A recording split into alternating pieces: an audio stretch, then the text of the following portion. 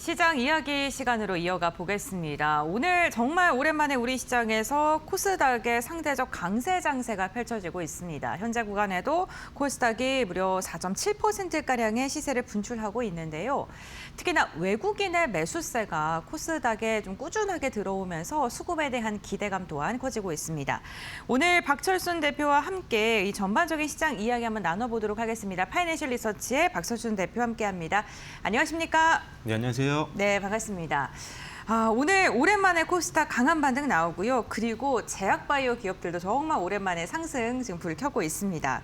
다음 주에 아스코가 개막을 하는데 그 기대감 때문에 지금 선제적으로 움직이는 건지 저희가 어떤 부분을 주목하면 좋을까요? 일단 뭐 이번 달 말에 있잖아요. 사실 아스코가 열리긴 하는데 뭐 이것도 분명히 관심도를 끌 수 있는 이슈 중에 하나지만 여러 가지 좀 복합적으로 작용을 하는 것 같습니다. 사실 올해 상반기 때는 반도체라든지 특정 섹터 쪽으로 수급이 많이 몰렸었기 때문에 상대적으로 제약바이오가 많이 관심을 받지 못했었고 수급적으로도 사실상 많이 들어오지 않는 상황이었는데 거기다가 이제 뭐 ABL 바이오라든지 알테오젠이라든지 아니면 삼천전자과 같은 기업들 쪽으로 개별 악재들이 나오다 보니까 투심이 더욱더 악화됐던 거라고 보시면 될 것 같습니다. 하지만 이제 주가가 어느 정도 악재들을 선반영했다라는 판단이고요. 주가가 많이 내려온 만큼 가격적인 메리트도 올라가고 있는 상황인데 기대할 수 있는 요인들은 조금 전에 언급해 주신 것처럼 이제 아스코가 이번 달 말에 열리게 되고요. 그 이후로도 여러 가지 이제 학회들이 주요 학회들이 계속 열리게 됩니다. 그래서 학회에 대한 기대감도 있고 그다음에 추가적으로는 제약바이오의 어떤 기술적인 성과들이 좀 기대가 되고 있는 건데 사실 작년에도 제약바이오 섹터 전체적으로 봤을 때는 성과가 굉장히 좋았었거든요. 가장 우리가 기대하는 것 중에 하나가 이제 기술 이전이잖아요. 기술 이전 같은 경우가 작년에 총 14건 그리고 규모로 보면 137억 달러였습니다. 엄청난 규모의 수출이 있었는데 역대급이었고요. 그런데 올해 분위기는 안 좋았지만 이 상반기 동안 제약바이오 업체에서 거의 절반에 가까운 기술 수출이 나왔어요. 그만큼 작년과 더불어서 올해에도 굉장히 기술 수출은 활발히 이루어지고 있었다라는 것들 기대해 보시면 좋을 것 같고 거기에 추가적으로 하반기 때 정책적인 기대감도 부각이 될 걸로 보고 있습니다. 오늘 이제 오픈했던 게 이제 국민성장펀드도 이제 오픈을 하게 되고 그 다음에 기업 성장, 집합투자기구 이런 것들로 인해서 하반기부터 이제 본격적인 투자가 이루어질 걸로 보고 있는데 그렇다고 한다면 당연히 바이오텍 쪽으로도 자금이 들어올 수가 있는 부분들이 분명히 있어서 우리가 기대를 좀 해볼 수 있는 정책 모멘텀도 있다라고 생각을 하시면 될 것 같습니다. 그리고 앞서 말씀드렸던 학회에 대한 기대감이 있는데 일단 아스코는 미국 임상종양학회거든요. 가장 큰 학회들 중에 하나고 사실 지난달에 이제 AACR이 열렸었는데 AACR은 사실 전임상이라든지 아니면 초기 임상 결과에 대한 내용들이 나오는 거기 때문에 아주 연구개발 쪽에서는 최앞단에 있는 그런 결과다. 하지만 지금 우리가 앞두고 있는 다음 주에 열릴 아스코 같은 경우는 조금 더 진보된, 진전된 결과들을 발표하기 때문에 훨씬 더 시장의 주목을 더 받을 수 있는 데이터들이 많이 나올 수가 있습니다. 그래서 오히려 아스코 쪽에서 더 많은 시장의 관심도를 끌 수 있는 종목들이 부각이 될 수 있기 때문에 관련 종목들을 좀 보시면 좋은데 일단 많은 기업들이 참여를 하게 됩니다. 그 안에서도 구두 발표하는 기업들을 우리가 좀 더 주목할 필요가 있는데 사실 참여하는 것까지는 뭐 한다고 치더라도 구두 발표는 아무나 시켜주지 않거든요. 어느 정도 기술에 대한 기대감이 있는 것들, 그다음에 업계에서 상당히 주목하고 있는 파이프라인을 갖고 있는 기업들이 보통 임상 결과 발표라든지 이런 것들을 하게 되는 거거든요. 그래서 이번에는 우리나라 기업 중에 세 기업이 구두 발표를 하게 됩니다. 일단 루닛과 그다음에 GI 이노베이션, 그다음에 추가적으로는 바이젠셀 이 세 기업이 먼저 움직일 수 있는 가능성이 있으니까요. 일단 이 세 기업을 단기적인 트레이딩 관점에서 좀 보시면 좋을 것 같고 그다음에 이어서 또 유럽 간학회가 역시나 아스코와 마찬가지로 이번 달 말에 열리게 됩니다. 5월 27일부터 28일까지 열려 있는데 D&D 파마텍이 여기서 일단은 임상에 대한 파이프라인에 대한 데이터 발표가 예정이 되어 있는데 오늘 같은 경우도 D&D 파마텍이 상당히 강하거든요. 현지가 기준으로 한 14%대 급증이 좀 나오고 있는데 역시나 일정을 앞두고 좀 더 기대감이 높아지고 있는 구간이다라고 생각하시면 좋을 것 같고요.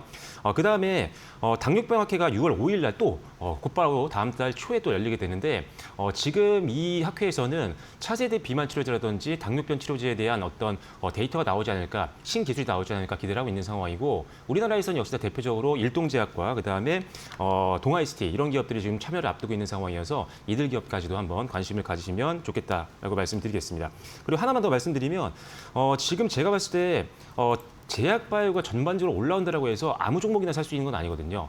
가장 우리가 봐야 되는 것 중에 하나는 기술력이 있어야 되겠죠. 그래서 기술력을 바탕으로 해서 기술 이전을 했던 전례가 있던 기업들 또는 기술 이전 가능성이 높다고 평가를 받고 있는 기업들 또는 주요 학회에 참여를 앞두고 있는 기업들 아니면 앞서 말씀드린 것처럼 구두 발표라든지 뭔가 의미 있는 일정들이 잡혀 있는 기업들 그리고 실적까지도 좋아지고 있는 기업이면 금상첨화가 될 수 있는데 그런 관점에서 보면 굉장히 오랫동안 좀 힘들게 했던 종목이긴 하지만 알테오젠 원래 사실 대장주잖아요. 알테오젠을 지금은 좀 담아볼 때가 되지 않았나 생각이 됩니다. 사실 이 머크사와 기술 이전에서 엄청나게 주목을 받았었는데 그 사이에 사실 로열티가 우리가 생각했던 선보다 훨씬 낮다라는 게 밝혀지면서 실망감으로 많이 빠졌거든요. 근데 이미 주가는 선반영됐고 3월 달부터 시작해서 차트를 보시면 횡보를 계속하고 있습니다. 지지선이 무너지지 않고 계속적으로 횡보를 좀 해주고 있는 구간이기 때문에 일단 지금 선에서는 충분히 하단 지지선만 무너지지 않으면 천천히 담아갈 수 있다는 판단이고요. 지금 임상에 대한 기대감도 하반기 때 2개나 있습니다. 에너투 SC와 그다음에 추가적으로 여러 가지 임상 결과를 앞두고 있는 상황이기 때문에 임상 기대감도 있고 추가적인 기술 이전 기대감도 있고 올해는 3천억 원대 마일스톤이 들어올 예정인데 내년 같은 경우는 한 4천억 원이 들어올 것 같거든요. 기술 이전을 통해서 실제로 실적도 계속적으로 우상향하고 있는 기업이기 때문에 바닥권에 있을 때는 한번 잡아볼 만하다라는 관점에서 대장주였던 알테오젠도 한번 관심주로 말씀드리도록 하겠습니다. 네, 알겠습니다. 바이오 기업들에 대한 고심이 좀 있으실 것 같은데 임상 관련된 발표라던가 연관이 있는 기업들을 중심으로 해서 좀 선별적으로 접근하는 게 좋겠다라고 말씀해 주시면서 알테오젠을 언급을 해주셨네요. 네, 저희가 이제 조선 관련된 이야기 좀 나눠보도록 할 텐데 지금 조선 기업들이 꿈틀꿈틀거리고 있는 이유 중에 하나가 캐나다 잠수함 수주에 대한 기대감 덕분입니다. 규모 자체가 굉장히 큰 것으로 알려져 있는데 조선주 그 결정이 나오기 전에 지금 좀 접근해도 괜찮을지 궁금합니다. 사실 캐나다 잠수함 프로젝트가 이제 얼마 안 남았잖아요. 다음 달이기 때문에 관련된 기업은 사실 두 회사입니다. 네. 물론 물론 수주를 하게 되면 밸류체인들도 수혜를 보겠지만 기본적으로 우리나라 대표로 나가고 있는 기업은 HD 현대중공업과 그다음에 한화엔진이거든요. 그래서 원팀으로 나가게 되고 경쟁을 하게 되는 거는 이제 독일입니다. 그래서 독일과 지금 우리나라와 경쟁하고 있는 구도다라고 생각하시면 되는데 이 캐나다 잠수함이 사실 지금 거의 60조 원에 육박하는 규모이기 때문에 굉장히 큰 건이고 수주를 한다라고 하면 추가적인 다른 국가들 쪽으로도 이제 수출 국가를 늘릴 수가 있는 상황이기 때문에 이번 캐나다 잠수함 수주전에 대해서 굉장히 관심도가 높습니다. 물론 지금 전통적으로는 독일 회사가 전통적인 잠수함 강자긴 하거든요. 그리고 나토에도 속해 있기 때문에 뭔가 좀 유리한 면이 분명히 있지만 사실 한국도 강점이 굉장히 많습니다. 이번에 그래서 가능성이 조금 있다라고 보는 건데 왜 그러냐면 납기에 대한 강점이 있고요. 그다음에 실제로 건조했던 능력도 있고 그다음에 추가적으로 한국 쪽에서는 이미 해군 쪽에서 사용을 하고 있습니다. 그래서 다만 반대로 독일 같은 경우는 지금 캐나다 쪽이 제시한 잠수함 자체가 설계도까지밖에 없는 상황이거든요. 그래서 아직 이거를 실제로 활용해봤던 경우가 없다라는 거죠. 그래서 우리나라는 지금 이미 활용을 해봤고 만들었던 경험이 있기 때문에 더 빨리 납품을 할 수 있다는 장점이 있습니다.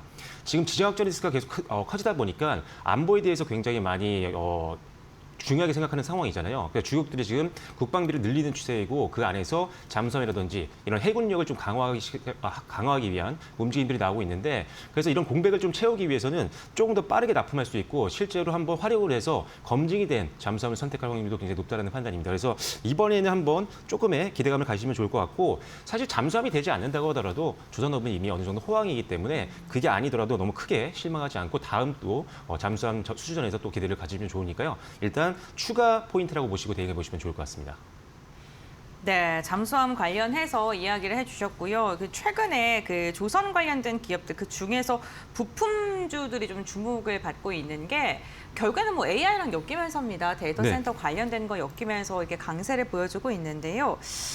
지금 이 조선 관련돼서 데이터 센터와 연관돼서 우리가 좀 주목해 볼 만한 기업은 또 어떤 게 있을까요?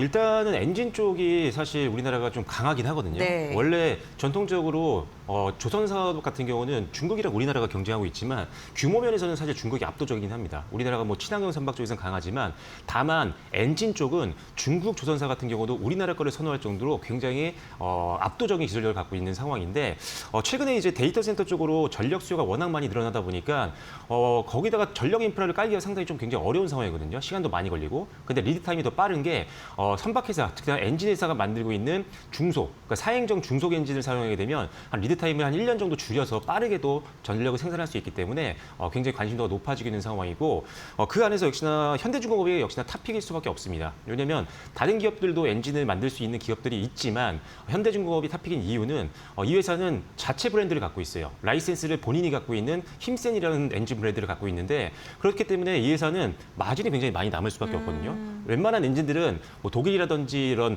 다른 나라에서 라이센스를 받아서 어느 정도 로얄티를 내야 되는 경우들이 있지만 이 회사는 자체 브랜드입니다. 그래서 마진도 많이 남길 수 있고 가격도 좀 자기가 라이센스를 안 내는 만큼 좀 줄일 수 있잖아요. 네, 그래서 그렇죠. 가격 경쟁력 면에서도 우위가 차릴 수 있기 때문에 그리고 최근에 지난달에 이제 어떻게 보면 수주도 첫 수주가 성공을 했습니다. 그래서 기대감만 있는 게 아니라 수주가 이미 시작을 했기 때문에 현대중공업을 일단은 탑픽으로 보는 게 맞겠다 이렇게 생각하시면 좋을 것 같습니다.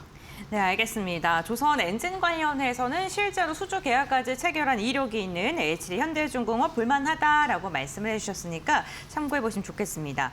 오늘 에너지 관련된 기업들의 움직임도 굉장히 좋습니다. 대체 에너지 관련돼서 강세를 보이고 있는 기업들 많은데 대표적으로 SOFC 고체 산화물 연료전지와 관련해서 지금 블룸에너지의 수주 잔고가 급증하고 있다라는 소식도 전해지고 있고 미증시에서도 관련된 기업들 강세 보였거든요.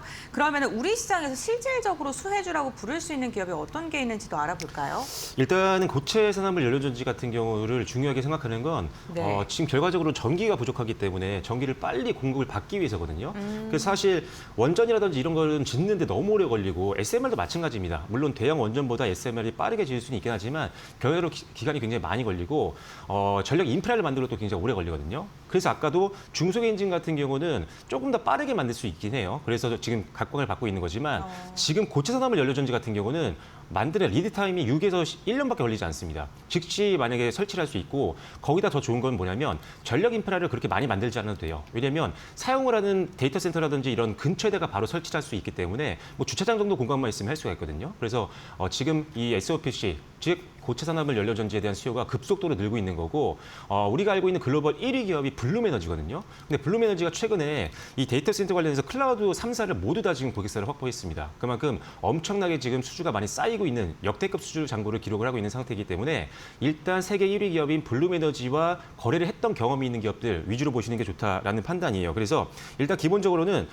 코세스는 한번 언급드렸던 것 같은데 코세스가 일단 장비를 납품했던 경험이 있습니다. 그게 또 이번 연도였어요. 그러니까 초도 물량이 나갔기 때문에 추가 물량이 들어올 확률이 굉장히 높고 그 이외에는 뭐 산일전기라든지 서진 시스템 같은 경우도 이미 거래 경험이 있거든요. 그래서 요 3개 정도 기업은 여러분들이 기억하시면 좋겠다라고 말씀드리겠고 그 안에서 코세스는 여러 번 언급드렸던 종목인데 눌림목에서 지금 조금 지지선을 만들고 있는 구간이기 때문에 천천히 한번 담아보시면서 최고점 한번 다시 한번 공략해 보시면 좋겠다라고 말씀드리겠고 국내에서는 뭐 탑픽 하나밖에 없습니다. 두산 퓨얼셀 이미 오늘도 아마 뉴스 보신 분들 알겠지만 500원대의 고체 연료 산화물 연료전지 관련해서 수주 공시가 나왔거든요. 그래서 일단 우리나라에서 연료전지를 만드는 기업 중에서는 당연히 두산 퓨얼셀을 보셔야 되고요. 그다음에 블룸에너지와 거래가 있는 코세스와 산일전기 이런 기업들도 한번 묶어서 보시면 좋겠다라고 말씀드리도록 하겠습니다. 네, 고체 산화물 연료전지와 관련해서도 에너지 수급에 대한 이슈로 좀 주목해 볼만하다라고 이야기해 주셨고 종목들 언급을 해 주셨습니다.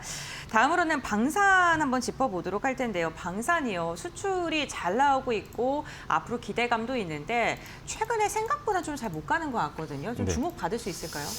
저는 주목받을 수 있다고 생각하는데 네. 일단 지금 조선이라든지 이런 쪽도 사실 올랐다가 쉬어가는 구간이 나오고 그렇다면 다른 종목들이 올라가고 지금 기존의 주도주 내에서도 순환매가 많이 돌고 있는 네. 모습이기 때문에 오히려 방산주가 좀 쉬어갈 때는 담아놓는 게 좋다라고 생각하시면 될 것 같아요. 지정학적 리스크를 통해서 사실 우리나라의 이 K방산이 엄청나게 전 세계적으로 인지도가 높아지고 신뢰도가 쌓였습니다. 그만큼 엄청난 수주가 들어오고 있는 상황이기 때문에 지금 구조적으로 성장하는 가운데 있는 섹터로 보시는 게 맞습니다. 이게 사이클이 있는 산업이 아니고 예전에는 사실 전쟁이 나야 올라오는 상태였는데 이게 아니죠. 역대급 수주 잔고를 기반으로 해서 역대급 실적을 만들어내고 있는 게 바로 지금 우리 K방산이고 전 세계적으로 국방비를 계속 늘리고 있는 추세이기 때문에 계속적으로 수주에 대한 기대감은 높습니다. 그리고 지금 무기가 계속 소진이 되고 있는 상태고 재고도 거의 없어지고 있는 분야들이 많기 때문에 그런 것들을 만들고 있는 국내 기업들 같은 경우는 추가적인 수주와 그다음에 실적 성장을 기대해 볼 수 있다라고 보시면 되겠고요. 방산 빅4의 합산 수주 잔고가 지금 이미 120조 원을 돌파했습니다. 어마어마한 규모의 수주를 지금 갖고 있는 상태이기 때문에 앞으로 뭐 분기별 실적에 대해서도 전혀 걱정할 필요가 없는 그런 섹터여서 있어서 안정성도 가지고 있다라고 보시면 될 것 같습니다. 일단 제가 보는 것들은 뭐 다 좋습니다. 뭐 빅4 기업들 다 좋은데 LIG 디펜스 앤 에어로스페이스, LIG 넥스원이었죠. 지금 오늘 이제 반등이 좀 세게 나오기 시작했는데 다시 한번 최고가를 한번 두드릴 것 같아요. 이 회사 같은 경우는 우리가 알고 있는 제품이죠. 천궁을 만들고 있는데 천궁이 뉴스에서도 많이 확인해 보셨겠지만 엄청나게 기술력이 좋고 적중률이 좋은 걸로 전 세계적으로 알려져 있는 상태입니다. 그러다 보니까 UAE에서 조기에 납품해달라고 해서 이미 납품을 예정보다 더 빨리 해준 것들이 있었어요. 그러다 보니까 1분기 때 실적이 굉장히 예상보다 잘 나왔던 거고 그다음에 거기다가 AS라든지 이런 추가적인 매출도 나오고 있는 상황이다 보니까 실적은 굉장히 성장만 있는 게 아니라 안정성도 가지고 있다라고 생각하시면 될 것 같고 그다음에 이제 카타르라든지 이런 중동 지역에서 원래는 패트리어트가 경쟁이거든요. 근데 네. 이게 지금 재고가 거의 없다라고 지금 알려져 있는 상황이다 보니까 반사이익까지 볼 수 있는 상황입니다. 그래서 경쟁사에 지금 재고가 없어서 오히려 반사이익도 볼 수 있으니까요. 추가 수주가 언제든지 들릴 수 있는 LIG 넥스원, LIG 디펜스 앤 에어로스페이스도 기대해 보시면 좋을 것 같고요. 목표가를 본다라고 한다면 최고가 부근에서 한번 윗골이 달렸던 부분에서 저항이 나올 수 있기 때문에 네. 한 10만 5천 원에서 한 11만 원 정도 선 저항 보시면서 추가로 절반 정도는 한번 입절해 보시고 나머지만 추가 상승에 한번 베팅해 보시는 것도 고려해 보시면 좋을 것 같습니다. 네, 방산 관련된 기업들 지금 수주가 탄탄히 쌓여 있는 만큼 계속적으로 좀 주목받을 것이고 구조적 상승 국면에 들어가 있다라고 이야기를 해주셨습니다. 저희가 마지막으로 질문 하나 더 드리겠습니다. 기판 관련된 기업들에 대한 이야기 어제 네. 좀 나눴잖아요. 그러면서 심택이랑 삼성전기 좀 말씀해 주셨는데 오늘 삼성전기가 어제 말씀해 주셨던 130만 원 돌파를 했습니다. 네. 삼성전기 보고 계시는 분들 어떻게 좀 대응해야 될까요? 삼성전기는 지금 뭐 걱정할 게 너무 없는 게 네. 양대 주요 사업이 다 잘 되고 있잖아요. 일단 지금 AI가 확산이 되게 되면 데이터 센터에 들어가는 모든 것들이 지금 수혜를 보고 있는 건데 이 회사의 가장 주력 사업 두 가지를 본다고 하면 MLCC, 적층 세라믹 콘덴서죠. 그다음에 두 번째가 기판입니다. 두 개 다 지금 쇼티지예요. 지금 없어서 못 파는 상황이다 보니까 가격은 계속 올라가게 되고 그러면 팔 때마다 마진율은 더 높아질 수 있는 상황이기 때문에 일단 이 두 가지 모두를 갖고 있는 삼성전기 같은 경우는 대장주로서 계속적으로 힘을 보여줄 수 있을 것 같습니다. 어제 말씀드렸던 가격선까지 올라왔는데 일단 뭐 150만 원 정도 선도 금방 도달할 수 있을 것 같아요. 일단 2차적으로는 한 150만 원 선까지 한번 보시면 좋을 것 같고 심택도 어제 말씀을 드렸었는데 상대적으로 이익 개선율이 좋다라고 말씀드렸잖아요. 작년 영업이익 대비했을 때 올해 10배 이상 급증할 수 있는 어떻게 보면 성장폭이 가장 돋보일 수 있는 종목이기 때문에 이 종목도 한 15만 원 정도까지는 좀 봐야 될 것 같습니다. 지금 오늘도 최고가 경신하는 모습인데 아직도 상방 룸은 많이 열려 있는 상황이고 속게임 쪽에서 시장 점유율 50% 이상을 차지할 수 있는 그런 기업이기 때문에 신기술이 이제 본격적으로 개화했을 때 가장 큰 수혜를 볼 수 있는 종목이다. 이렇게 생각을 해보시면 좋을 것 같습니다. 네, 알겠습니다. 오늘 박철순 대표와 함께 시장의 분위기가 변화하고 있는 듯한데 우리가 어떻게 시장 전략을 세워야 되는지 관련된 이야기 나눠봤고요. 섹터별로 종목들도 언급해 주셨으니까요. 전략 세우시는데 참고해 보시기 바라겠습니다. 대표님과의 말씀 여기까지 나누겠습니다. 고맙습니다.